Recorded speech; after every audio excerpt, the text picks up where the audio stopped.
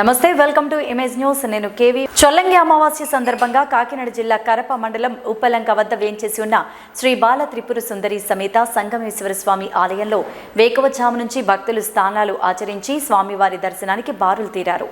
ఎంతో విశిష్టత కలిగిన ఈ దేవాలయంలో సముద్ర స్నానం ఆచరించి స్వామివారిని దర్శించుకుని కోరికలు కోరుకుంటే అవి నెరవేరుతాయని ప్రతీతి.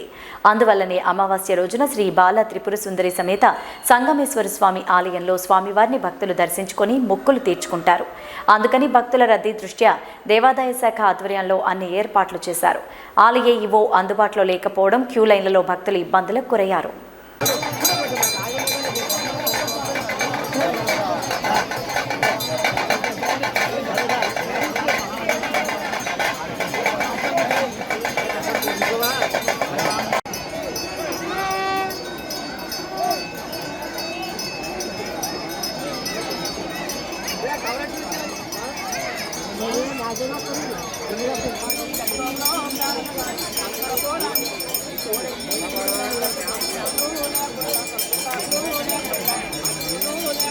₹10,000 జీతంతో కుటుంబాన్ని పోషించుకోవడం చాలా భారంగా ఉందని, దానికి తోడు తమకు రాష్ట్ర ప్రభుత్వం నుంచి ఎటువంటి సంక్షేమ పథకాలు అందకపోవడంతో ఆశా వర్కర్లు ఆవేదన వ్యక్తం చేస్తున్నారు. తూర్పుగోదావరి జిల్లా మండల కేంద్రమైన గోకవరం తహసీల్దార్ కార్యాలయం వద్ద రాష్ట్ర ప్రభుత్వంపై ఆశా వర్కర్లు నిరసన కార్యక్రమాన్ని చేపట్టారు. ఈ సందర్భంగా ఆశా వర్కర్లు మాట్లాడుతూ ప్రజా ఆరోగ్య శ్రేయస్సు కోసం రాత్రి పగలు తేడా లేకుండా ప్రజలకు సేవ చేస్తున్నామన్నారు. ఇప్పటికైనా కేంద్ర రాష్ట్ర ప్రభుత్వాలు స్పందించి ఆశా వర్కర్లకు తగిన వేతనం పెంచాలని, లేని ఎడల ప్రభుత్వం అందిస్తున్న సంక్షేమ పథకాలపైన తమకు అందించాలని రాష్ట్ర ప్రభుత్వాన్ని కోరారు. చెప్పింది విన్నారు కదా, దాంతో ఫలంగానే ఇంకా మాలోకి చాలా మందికి సంక్షేమ పథకాలు అంటే వితంతు పెన్షన్ అని, ఇళ్ల స్థలాలని, అమ్మఒడి అని ఏది కూడా మాకు వర్తింప చేయట్లేదండి. 10,000 జీతాలతోటి ధరలు పెంచేసేసి ఇంటద్దరు కట్టుకుంటూ పిల్లల్ని పోషించుకుంటూ ఇవన్నీ చేయాలంటే మా బోటోళ్ళకి ఎంత కష్టపడుతుందండి. సీఎం జగన్మోహన్ గారు ఈ విషయాలు కూడా మీ దృష్టికి తీసుకొస్తున్నాం. మీరు మా యందు దయించి మేము ఎంత ఇబ్బందులు పడుతున్నామో మీరు ఒకసారి గ్రహిస్తారనేసి నేను నా పర్సనల్ బాధలు కూడా నేను మీకు చెప్పుకోవాలని చెప్పేసి ఆ ఉద్దేశంతో కూడా నేను ముందుకు వచ్చి మాట్లాడటం జరుగుతుందండి. ఇద్దరు పిల్లలతోటి ఇంటద్దులు కొట్టుకుంటూ 10,000 జీతంతో ఏ బోటుకి సరిపోవట్లేదు సార్. అయ్యి కొంచెం మా యందు దయించి ఇస్తారా? కనీస వేతనం పెంచండి 26,000.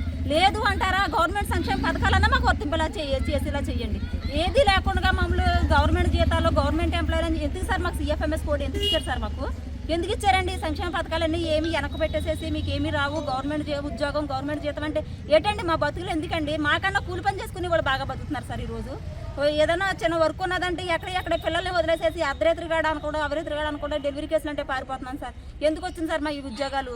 ఏంటి సార్? కనీస వేతనం పెంచండి సార్ ప్లీజ్ సార్. దయించి మమ్మల్ని మీ ఆడబడుచులుగా అనుకుంటున్నారు కదండి, కనీసం అడుగుతున్నాను సార్. కొంచెం మా ఎందుకు దయించి మాకు కనీస వేతనం పెంచుతారని మేము వినిపిస్తున్నాం సార్. రాష్ట్ర వ్యాప్తంగా సిఐటియు పిలుపులో భాగంగా కాకినాడ రూరల్ మండలం తహసీల్దార్ కార్యాలయం ఎదుట సిఐటియు ఆధ్వర్యంలో ఆశా వర్కర్లు ఆందోళన బాట పెట్టారు. ప్రభుత్వానికి వ్యతిరేకంగా నినాదాలు చేస్తూ తహసీల్దార్ కార్యాలయం ఎదుట బైఠాయించారు.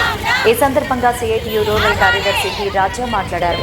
ఆశా వర్కర్లు న్యాయమైన డిమాండ్లు పరిష్కరించాలని శాంతియుతంగా ఆందోళన ధర్నాలు చేస్తుంటే ఈ రాష్ట్ర ప్రభుత్వం పోలీసులతో వేధింపులకు గురిచేసి అక్రమ అరెస్టు చేస్తోందని ఆరోపించారు.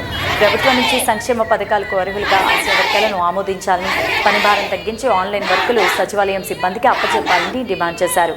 అనంతరం ఆశా వర్కర్ల యూనియన్ రూరల్ అధ్యక్ష కార్యదర్శులు కనీస వేతనం ₹26,000 చెల్లించాలని, ప్రభుత్వాన్ని డిమాండ్ చేశారు.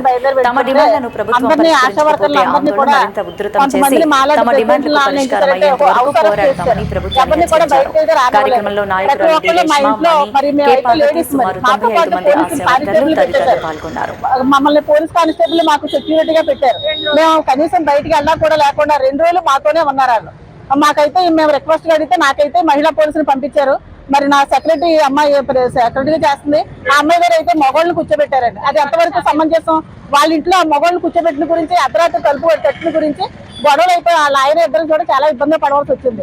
తర్వాత మేమైతే వెళ్ళి వాళ్ళని సర్ది చెప్పి మేము మాట్లాడు అలా చేసాం. కాకపోతే మేము న్యాయమైన కోరికలు తీర్చడానికి మేము సెలవు విజయవాడ 8వ తారీఖున బయట వెళ్తుంటే ఆశా వర్కర్లని అని చూడకుండా, ఆడవాళ్ళని చూడకుండా ఎక్కడికక్కడే రోడ్ల మీద, కారుల్లోని, రైల్వే స్టేషన్ లోని, బస్ స్టాండ్ లో కూడా చాలా ఇబ్బందులు పెట్టేశారండి. మేము ఏదో అన్యాయంగాని ఏదో మేము అడగట్లేదు కదా, మా న్యాయంగా మేము వర్క్ ఎక్కువ చేస్తున్నాం. మా వర్క్ ఎటువంటిదో మీరు కోవిడ్ టైంలో అందరూ చూశారు. అయినా సరే మరి ఎవరు కూడా మాకు ఇది చేయడానికి కూడా అంగీకరించట్లేదు. మేము ఏంటంటే ఆ కోవిడ్ టైంలో చేసినందుకని కాదు, కానీ మేము మా న్యాయంగా మా జీతం పెంచమని 26,000 మేము సుప్రీంకోర్టు చెప్పింది. మా కుటుంబం బతకాలంటే 26,000 కంపల్సరీ ఉండాలని చెప్పింది. కాబట్టి దాని ప్రకారంగా అడుగుతున్నాం. అలాగే మాకు సంక్షేమ పథకాలు ఏమీ రావట్లేదు. మా కుటుంబంలో ఇప్పుడు అందరూ కూడా ఉద్యోగాలు చేయరు కదండి, మేము అందరం కూడా ప్రైవేట్ గా ఉంటుంది. ఇవన్నీ అడుగుతా కూడా మేము విజయవాడ బయలుదేరాం, కానీ మాకైతే న్యాయం జరగలేదు. కానీ మా పట్ల పోలీసులు చాలా దుర్మార్గంగా మా పట్ల పోలీసులు దుర్మార్గంగా వ్యవహరించారు. మా యొక్క డిమాండ్లు ఏంటంటే మెయిన్ కనీస వేతనం 26,000 చెల్లించాలి, రిటైర్మెంట్ బెనిఫిట్ కల్పించాలి. మేము రిటైర్ అయిపోయిన తర్వాత మాకు రిటైర్మెంట్ బెనిఫిట్ 62 సంవత్సరాలు చేయాలి, రిటైర్మెంట్ బెనిఫిట్ కల్పించాలి.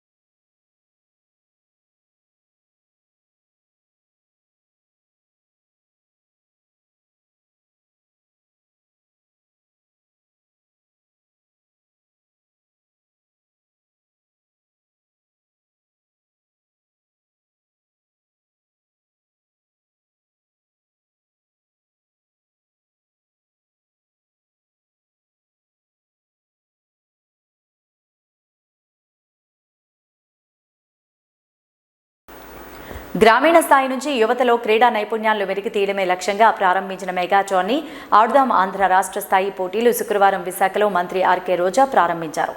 4 దశల్లో నిర్వహించిన cricket, volleyball, kabaddi, kho kho, badminton పోటీలకు విశేష స్పందన రాగా జిల్లా స్థాయిలో సత్తా చాటిన జట్లతో రాష్ట్ర స్థాయి పోటీలను ఇవాల్టి నుంచి ఈ నెల 13వ తేదీ వరకు ఫైనల్ పోటీలు నిర్వహించనున్నారు.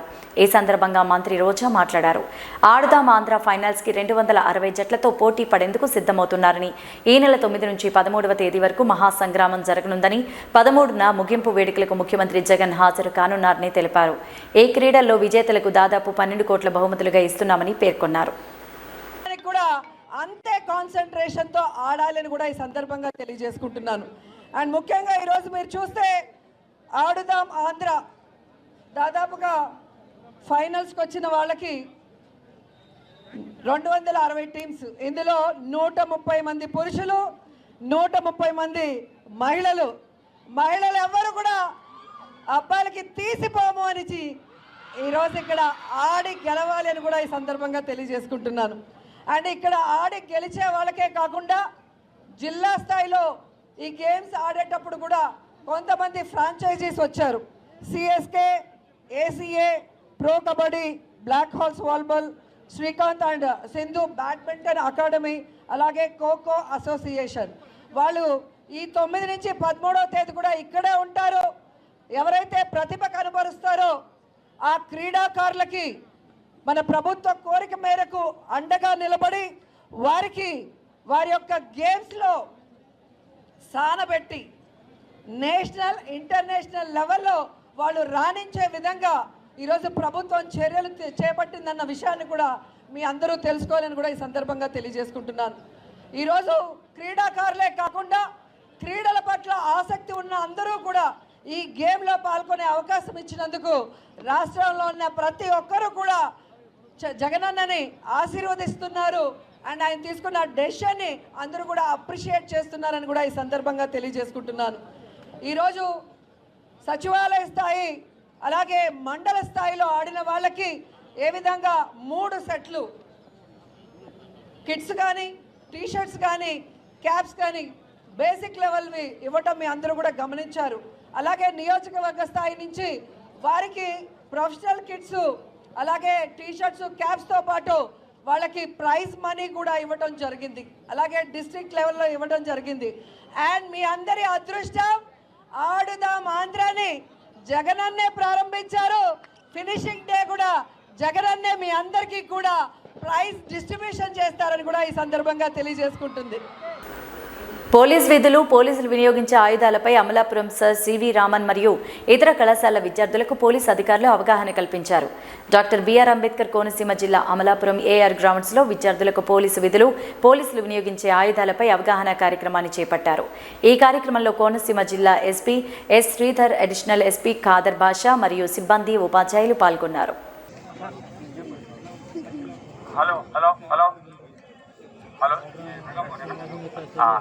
హలో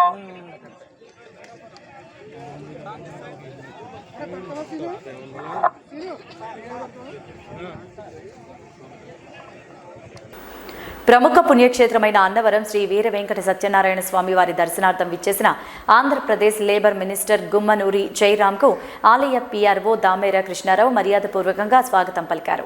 శ్రీ స్వామివారి దర్శనం అనంతరం వేద పండితులు వేద మంత్రోచ్చారణ నడుమ శాస్త్రోక్తంగా వేద ఆశీర్వచనాన్ని నిర్వహించారు. ఈ కార్యక్రమంలో ఆలయ పీఆర్ఓ దామేర కృష్ణారావు, ప్రోటోకాల్ పర్యవేక్షణ అధికారి కంచమూర్తి, ఆలయ పర్యవేక్షణ అధికారి కృష్ణప్రసాద్, ప్రోటోకాల్ అధికారి గణపతి తదితరులు పాల్గొన్నారు.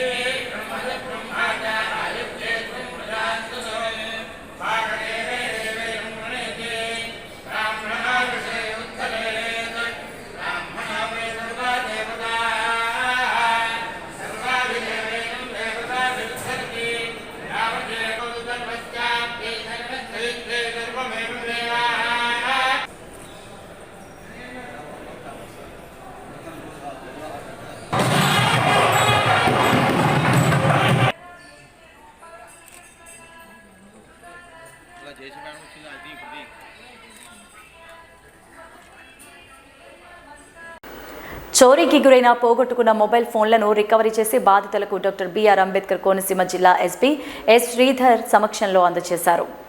ఇటీవల కాలంలో మొబైల్ ఫోన్స్ మిస్సింగ్ కేసులు ఎక్కువైనందున పోగొట్టుకున్న మొబైల్స్ను బాధితులకు అందజేసే నిమిత్తం ఎస్పీ శ్రీధర్ ఆధ్వర్యంలో ప్రత్యేక బృందాలు ఏర్పాటు చేసి అత్యాధునిక సాంకేతిక పరిజ్ఞానం మొబైల్ ట్రాకింగ్ వ్యవస్థ ద్వారా మిస్సింగ్ మొబైల్ ఫోన్స్ను గుర్తించి రికవరీ చేశారు.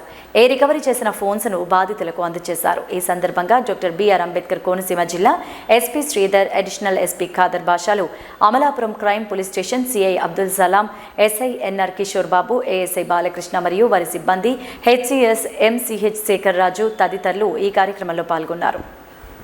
ప్రస్తుతం 170 ఫోన్లు 26,62,000 రూపాయల విలువైనటువంటి వివిధ రకాలైనటువంటి ఫోన్లని రికవరీ చేసి ఈరోజు పోగొట్టుకున్న వ్యక్తులకు అందజేయడం జరుగుతుంది. ఇది నేను ప్రజలందరినీ మీడియా ముఖంగా కోరేది ఏమంటే, మనకి సాంకేతికత పెరిగిన కాలంలో ఈ సెల్ ఫోన్ దొంగతనాలు, సెల్ ఫోన్ పోగొట్టుకోవడం, మర్చిపోయినవి ఈ రెండు కూడా రికవరీ చేయడం జరుగుతుంది.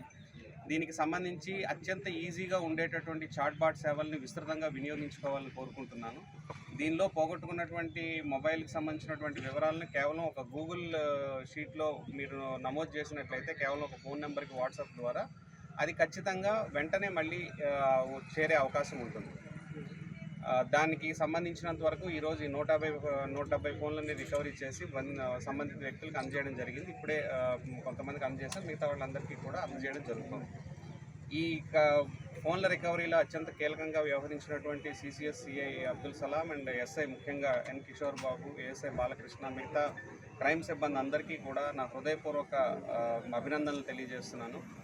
అదేవిధంగా ఈ మరికొన్ని కూడా ఉన్నాయి, అవి కూడా పూర్తిగా కంప్లీట్ చేసి 100% రికవరీ చేసి అందజేస్తామని తెలియజేస్తాను. ఈ సందర్భంగా నేను మరో రిక్వెస్ట్ చేసేది ఏమంటే, ఇదే విధంగా ఇంటి దొంగతనాలు నివారించడానికి LHMS యాప్ అనే ఒక యాప్ ఉంది. ఈ LHMS యాప్ ఉపయోగించుకోవడానికి మీ ద్వారా మరోసారి రిక్వెస్ట్ చేస్తున్నాను, ఎవరైనా ఏదైనా పనుల మీద ఇళ్ళని తాళం వేసుకొని ఏదైనా ఊర్లకు వెళ్ళినట్టయితే దొంగతనాలు జరగకుండా ఉండడానికి LHMS యాప్ అనే దాన్ని, లాక్డ్ హౌస్ మానిటరింగ్ సిస్టమ్ అనే ఒక యాప్ని ఆంధ్రప్రదేశ్ పోలీస్ శాఖ అందుబాటులోకి తీసుకొచ్చింది. దీనికి సంబంధించి మీరు ఆ అప్లికేషన్ని డౌన్లోడ్ చేసుకొని మాకు రిక్వెజిషన్ ఇస్తే మీ ఇంటిని మేము సర్వేలెన్స్ చేస్తాం. మీరు ఎక్కడికి వెళ్ళిపోయినా ఏదైనా ఊర్లో బయటకు వెళ్ళినా కూడా ఆ సదుపాయాన్ని ఇంకా తక్కువగా వినియోగించుకుంటున్నారు మన డాక్టర్ బిఆర్ అంబేద్కర్ కోనసీమ జిల్లాలో. మరింతగా మీ ద్వారా నేను ప్రజలందరికీ విజ్ఞప్తి చేసేది ఏమంటే మరింతగా దాన్ని వినియోగించుకునేటటువంటి కార్యక్రమాన్ని చేపట్టవలసిందిగా కోరుతున్నాను. Thank you. ప్రతిపాడు నియోజకవర్గంలో ధ్వంసమైన రోడ్లను వెంటనే పునరుద్ధరించాలని ప్రతిపాడు నియోజకవర్గ ఇన్ఛార్జ్ వరుపుల సత్యప్రభ రాజా డిమాండ్ చేశారు. ఈ సందర్భంగా ఆమె మాట్లాడుతూ ఇటీవల ఏలేశ్వరం మండలం తూర్పు లక్ష్మీపురం నుంచి రమణయ్యపేట వరకు టీడీపీ జనసేన శ్రేణులతో కలిసి పాదయాత్ర చేసి రోడ్డుకి అడ్డంగా గోడ కట్టి ఆందోళన చేసిన నేపథ్యంలో నియోజకవర్గ వైసీపీ ఇన్ఛార్జ్ వరుపుల సుబ్బారావు హడావిడిగా పెదమల్లాపురం రోడ్డుకి కొబ్బరికాయ కొట్టడం హాస్యాస్పదంగా ఉందన్నారు. శంఖవరం మండలం పెదమల్లాపురం రహదారి కూడా పూర్తిగా ధ్వంసం కావడంతో ప్రజలు గత 5 సంవత్సరాల నుంచి తీవ్ర ఇబ్బందులు ఎదుర్కొంటున్నారని, గతంలోలాగా వరుపుల సుబ్బారావు కొబ్బరికాయ కొట్టి హడావిడి చేయడం కాకుండా రోడ్డు వేస్తే పూర్తిగా మద్దతు ఇస్తామన్నారు. మీరు ఇప్పటికైనా నిజాయితీగా రోడ్డు వేస్తే స్వాగతిస్తామని, మరోసారి మోసం చేయాలని చూస్తే మాత్రం 15 రోజుల్లో ఉద్యమం చేయడానికైనా సిద్ధమంటూ హెచ్చరించారు. ఎలక్ట్రానిక్ ప్రింట్ మీడియా సోదరులకి నా హృదయపూర్వక నమస్కారాలు. కాకినాడ జిల్లా ప్రతిపాడు నియోజకవర్గంలో రహదారులు గురించి, రోడ్లు నిర్మాణం గురించి, ప్రజలు పడుతున్న ఇబ్బందుల గురించి మొన్న గత ఆదివారం ఏలేశ్వరం మండలం జడ్డంగి అన్నవరం నుంచి